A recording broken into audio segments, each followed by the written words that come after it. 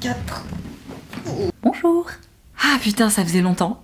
Mais oui, ça y est, on redémarre notre série sur la Green Guérilla. Nous avons rendez-vous du côté du 20e arrondissement de Paris ce matin pour partir à l'encontre d'Émilie. C'est une chouette personne qui a décidé de complètement transformer son quartier. L'idée, c'est voilà, qu'elle nous montre comment elle s'y est prise, des petits tips pour démarrer. Et puis voilà, on va passer du temps avec elle et ça va être chouette. Allez, je finis mon petit thé et on démarre.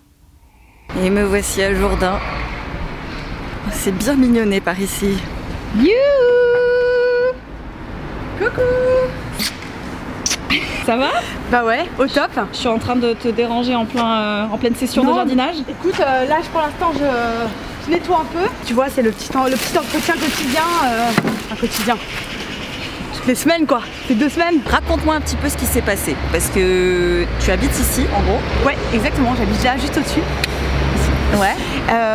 Et puis bah en fait moi j'ai 3 enfants et au bout d'un moment j'en avais ras le bol de me balader dans ce quartier qui était cracra, les pieds d'arbres c'était des poubelles et il n'y avait rien qui poussait, donc du coup bah un jour je suis descendue, j'ai entendu parler du permis végétalisé il y a 4-5 ans. Ouais. Je suis descendue et j'ai demandé un permis végétalisé. Quand je l'ai eu, j'ai pris ma petite pelle, mes gants, mon tablier.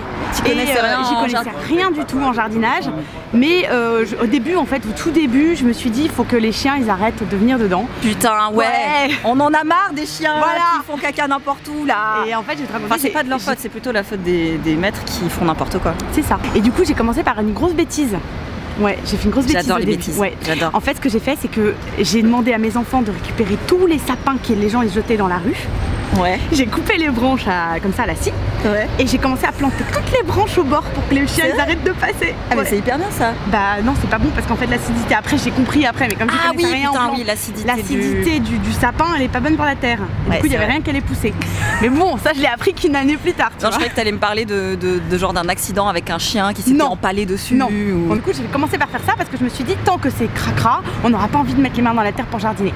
Donc déjà faut commencer par protéger l'espace. Puis bah de fil en aiguille, j'ai surtout commencé à rencontrer plein de gens, plein de voisins. Tu t'es fait des potes. Et je me suis fait plein de potes et surtout plein de gens qui s'y connaissaient vraiment mieux que moi, tu vois. Et qui m'ont appris plein de trucs. J'ai trop hâte que tu me fasses un petit tour du propriétaire pour qu'on récolte plein d'idées. Super. Allez c'est parti. On y va. Bon alors tu vois on a déjà bon là évidemment il n'y a pas de livre, mais c'est une boîte à livres.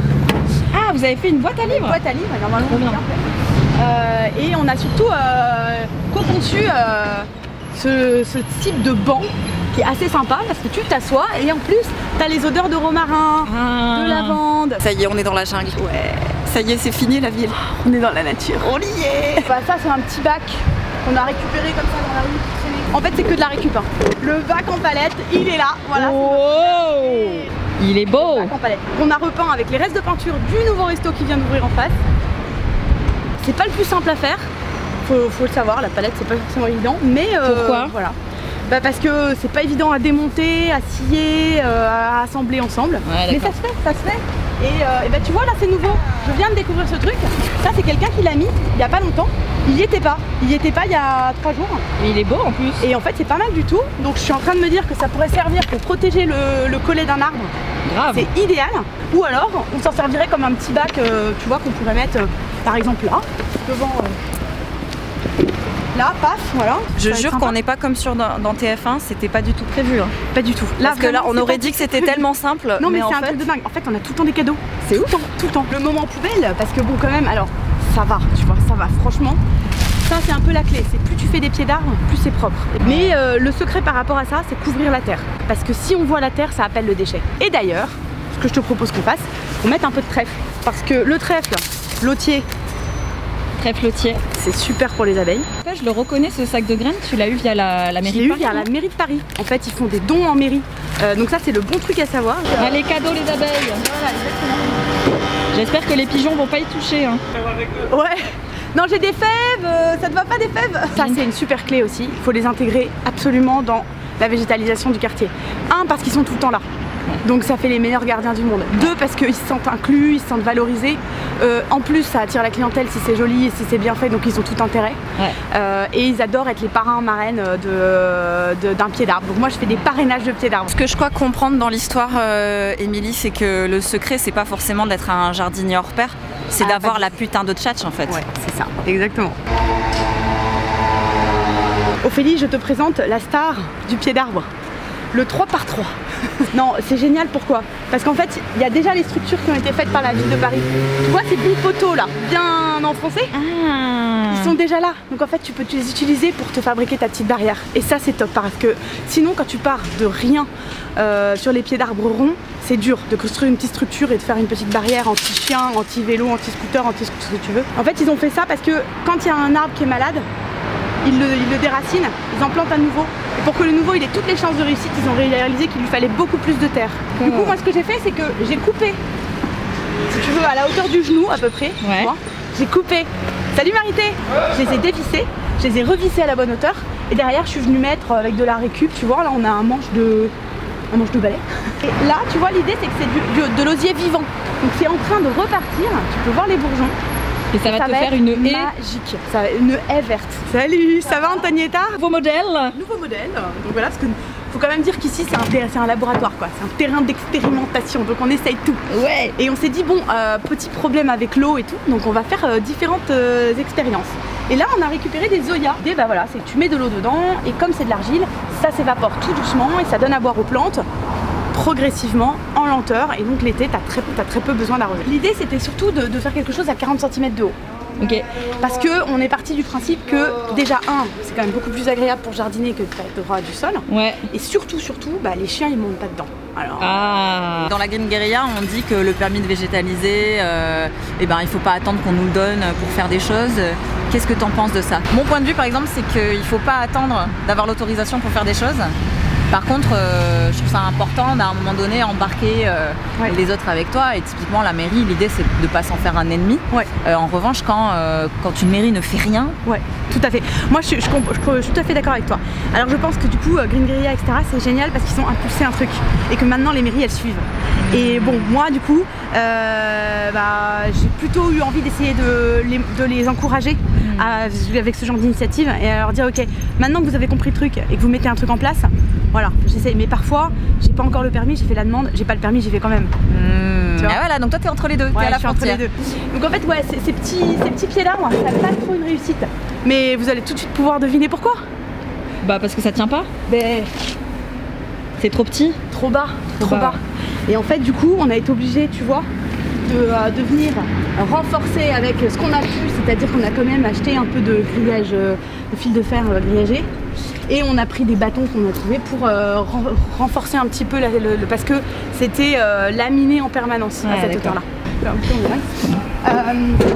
On a dérangé le monsieur qui lisait. Désolé. Bon truc à savoir encore, c'est aller voir vos conseils de quartier. Parce qu'il y a des sous qui sont dédiés à l'investissement sur l'espace public. Vous faites un devis par une menuiserie solidaire, comme Extramuros, là par exemple, à Ménilmontant. Et ensuite vous venez la proposer au conseil de quartier.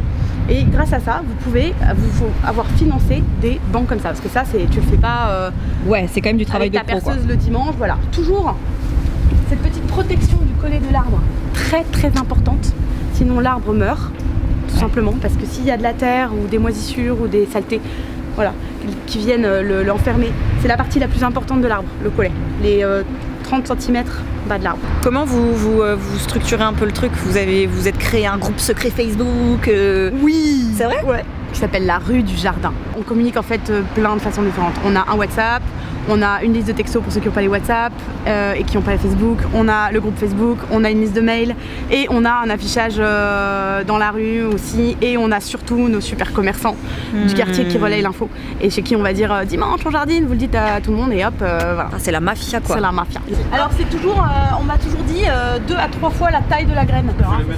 Selon la taille des graines. Il faut les mettre dans le bon sens les graines. Attention parce sinon... que si vous les mettez à l'envers, elles vont pousser dans le bas. Ah bah oui. Ah oui, ça va pas le faire. On plante des fèves. Des fèves. Des fèves Bruxelles, ouais. Alors oui, comment tu fais pour l'eau? J'ai mis des arrosoirs en fait chez plein de commerçants, notamment dans les bars et dans les toilettes des bars. Dans les toilettes des bars? Dans les toilettes des bars, tips. Et en fait, ils les gardent et il y a plein de gens dans le quartier qui savent, qui peuvent y aller à peu près n'importe quand et dire est-ce que je peux prendre un arrosoir et remplir et hop, ils viennent. Ouais. J'en peux plus de toute cette ingéniosité. JPP. Allez, un dernier modèle. Voilà, le Plessis fait maison. Voilà, zéro budget, de la récup, de bois partout. Ah tiens, petit tips pour fabriquer vos entourages bois. Vous pouvez prendre des sommiers à latte. Tu vois, on voit encore le fil du sommier à latte là. Ingénieux. C'était trop bien, je suis trop contente que tu me fais le tour, ça me donne trop plein d'énergie et d'idées là pour continuer. Et d'ailleurs j'aimerais un peu parler de ton parcours parce que je trouve ça génial. C'est-à-dire que tu t'es lancé il y a quelques années alors que tu connaissais absolument rien en jardinage. Ouais. Et aujourd'hui t'en fais ton métier. Et aujourd'hui j'en fais mon métier. Je suis tellement addict que j'ai décidé de tout lâcher et de me lancer. Et je monte ma boîte de végétalisation urbaine qui s'appelle Liane de Rue. Et l'idée c'est d'essayer d'impulser à tous les niveaux, 360 degrés dans un quartier et d'aider tout un chacun à faire ça. Donc c'est ouf de se dire que juste en descendant un jour en bas de chez toi avec une pelle, ça a changé ta life quoi. Ça a changé ma life. Le premier pas il est pas évident de descendre, de se mettre les pieds dans la terre, mais vraiment c'est accessible, c'est facile, c'est gratuit, ça m'a coûté 0. Permis de végétaliser, j'ai envie de dire c'est surtout le permis de cultiver les talents de chacun. Oh voilà, oui c'est beau voilà. Petit mot de la fin, je vous invite tous à la Cité Fertile pour le premier salon de la végétalisation urbaine et le premier festival de la végétalisation urbaine et du lien social à la Cité Fertile le 26, 27, 28 juin. Trop cool. Rendez-vous en juin. Merci pour tout Émilie. Merci à bientôt. Salut. Tchuss.